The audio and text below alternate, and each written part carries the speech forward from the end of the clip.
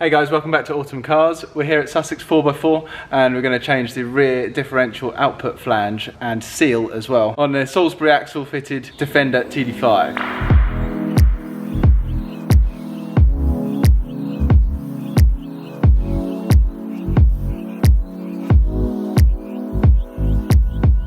First things first, we'll remove the prop shaft. Could just get away with taking off these bolts at the back and just let it hang down, but for the purpose of the video and because there's two of us here, just going to take it off for access.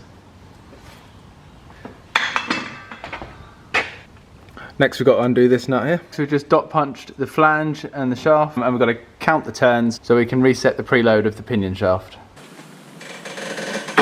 Oh yeah, we got it. Nice. Turns. Yeah. That's 2. Don't forget 2. Okay. 6. 11.5. 11.5. Should we write that down? 11.5 turns.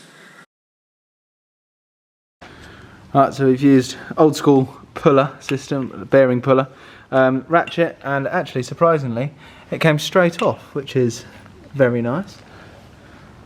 As you can see, it's a little rusty in here, but we'll clean that up and change this seal. It's a bit of a better angle.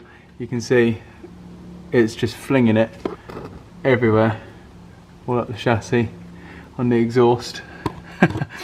Yeah, up there, and even it's coming through the chassis into this side. You can see the wet patch. Straight from the Land Rover factory, rust prevention. Right, just removing this with the seal puller. Does get quite mangled, so you definitely need to replace that. Luckily that comes as part of the kit.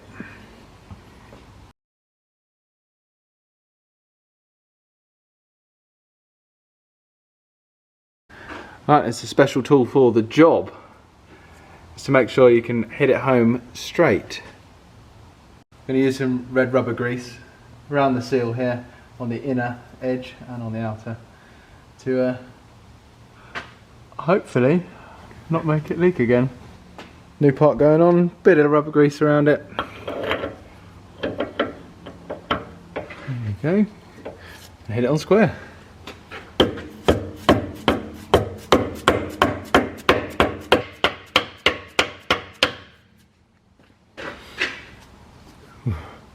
New washer, making sure it's facing the right way. Don't forget to smear a little bit of grease on that washer as well before it goes in, because it's actually a sealing washer. The new nut is actually a superseded part number, the flat edge at the bottom, if you can see that. It's more like an oval shape, which makes it a lock nut. Always press the button too early. Right, so I've done it up to the same amount of turns. The marks line up there at the top, but it's still a little bit loose, so what we're going to do is use the old trusty snap-on. Book says to tighten it to 40 foot-pound, so that's what we're going to do. I've got my assistant up there holding his foot on the brake for us so the axle doesn't spin.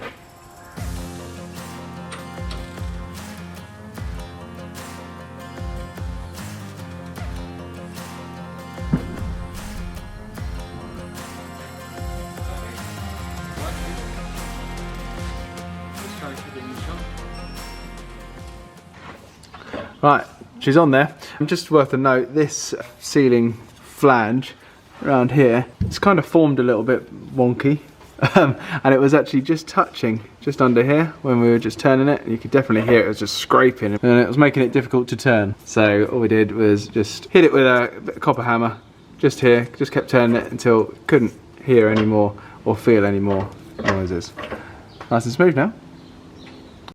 Prop shaft back on, good to go. Let's lower it down.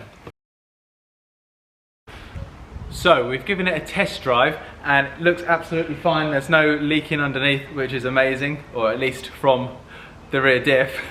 The rest of it, different story.